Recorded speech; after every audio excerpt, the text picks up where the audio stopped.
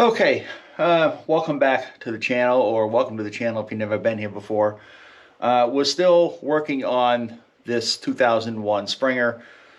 I'm at the point right now where I'm going to pull the cams out again just to check to make sure that there's nothing I did in this before I pull the head off and send the head to the shop to have them check the valve, spring, and seal in this. So let me move this down here and you can see what I'm doing. So we're going to take this off, and if you look, you'll see two dots on the cams, which means those are lined up, and those have to line up with these two gears. And you can see the dots on that and a dot on that, and these line up like that with this line here.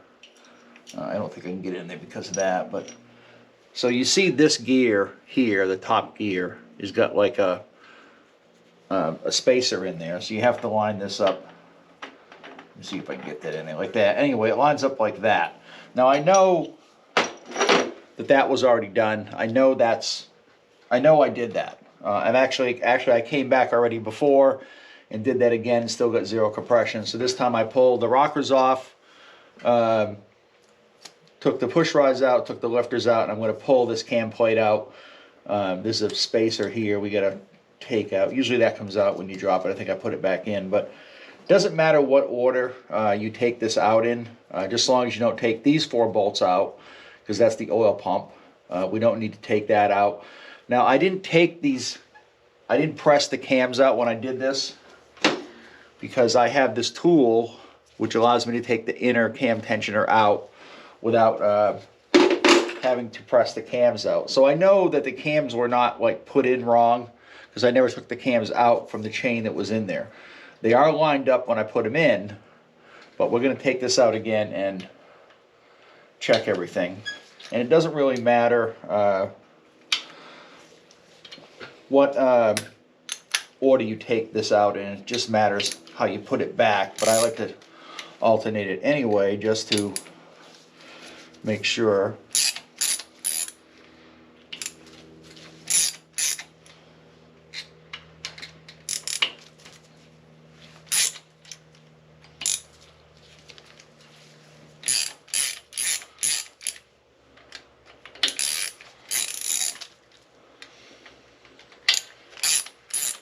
And if you take the oil pump out, there's a special tool you have to put in these two to line this oil pump back out. But I wasn't doing any kind of a big cam upgrade to this, so I didn't need to, I wasn't going to do the oil pump. So I'll show you what somebody has suggested before. See if I can find one of those bolts. Now these bolts are all the same size. They're all 1/4 by 16. But somebody has suggested that this is the cam cover bolt and this is the cam plate bolt. And I guess some people are confusing these two bolts. You see how longer that cam cover bolt is? So it isn't, it is true that if you put this in here, it'll probably hang up the exhaust lifter, but you can tell by looking at the ends of these bolts, these are not oxidized. They had not been exposed to the elements.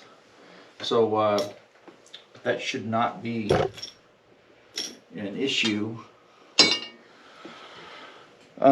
with those. So we're going to finish taking these out.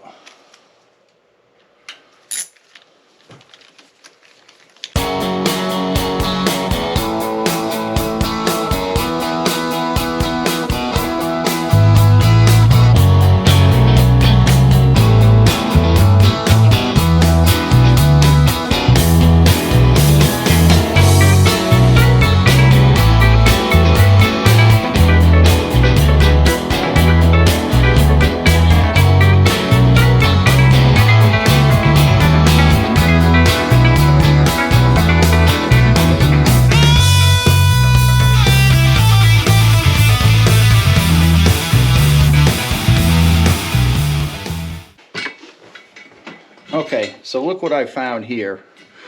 I don't know how well you can see this, but this inner cam chain tensioner jumped the snap ring.